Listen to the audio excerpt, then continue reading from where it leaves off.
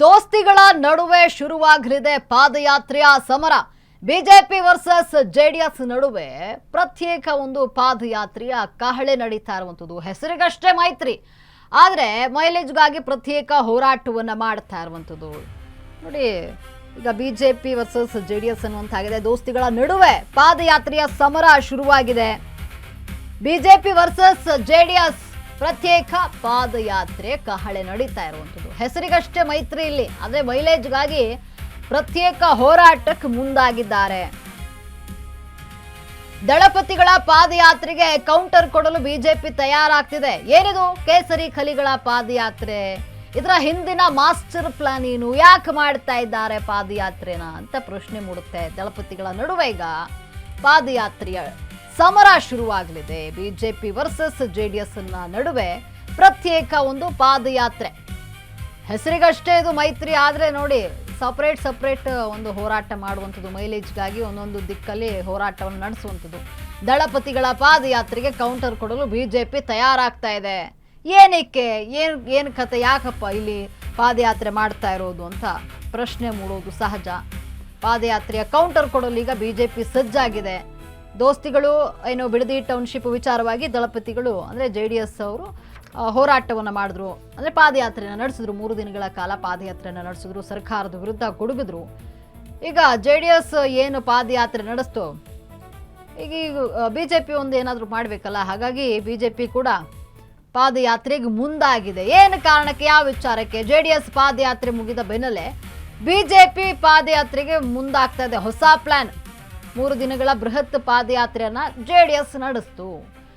ಸರ್ಕಾರದ ವಿರುದ್ಧವಾಗಿ ಧೂಳೆಬ್ಬಿಸಿದಂತಹ ದಳಪತಿಗಳು ಬಿಡದಿ ಟೌನ್ಶಿಪ್ ವಿಚಾರವಾಗಿ 3 ದಿನಗಳ ಕಾಲ ಪಾದಯಾತ್ರೆ ಮಾಡಿದ್ರು. ಈಗ ಈ ಬೆನ್ನಲ್ಲೇ ಬಿಜೆಪಿ ಪಾದಯಾತ್ರೆಗೆ ಸಿದ್ಧತೆಯನ್ನ ಮಾಡಿಕೊಳ್ತಾ ಇದೆ.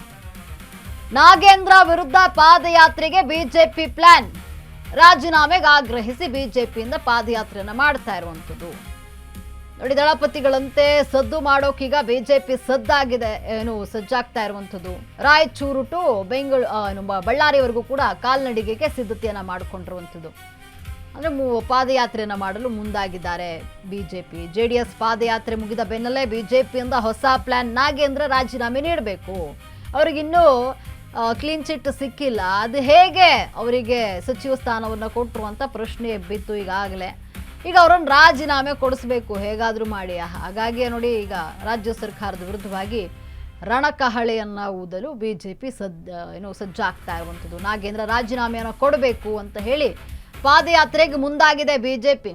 JDS ಬಿಡದಿ ಟೌನ್ಶಿಪ್ ವಿಚಾರವನ್ನು ಇಟ್ಕೊಂಡು 3 ದಿನಗಳ ಕಾಲ ಪಾದಯಾತ್ರೆಯನ್ನ ಮಾಡ್ತು. ಈಗ JDS ಪಾದಯಾತ್ರೆಯ ಬೆನ್ನಲ್ಲೇ ಬಿಜೆಪಿ ಪಾದಯಾತ್ರೆಗೆ ಮುಂದಾಗಿದೆ. ನಾಗೇಂದ್ರ ರಾಜೀನಾಮೆಯನ್ನು ಕೊಡಬೇಕು, ಅವರಿಗೆ ಇನ್ನೂ ಕೂಡ ಕ್ಲೀನ್ ಚಿಟ್ ಸಿಕ್ಕಿಲ್ಲ, ಅವರಿಗೆ ಅವರು ರಾಜೀನಾಮೆಯನ್ನು ಕೊಡಬೇಕು ಅಂತ ಹೇಳಿ ಒತ್ತಾಯ ಕೇಳಿ ಬಂದಿತ್ತು ಆಗಲೇ. ಈಗ ನೋಡಿ, ರಾಜೀನಾಮೆ ಕೊಡಬೇಕು ಅಂತ ಹೇಳಿ ಪಾದಯಾತ್ರೆಗೆ ಮುಂದಾಗಿರುವಂಥದ್ದು ಬಿಜೆಪಿ.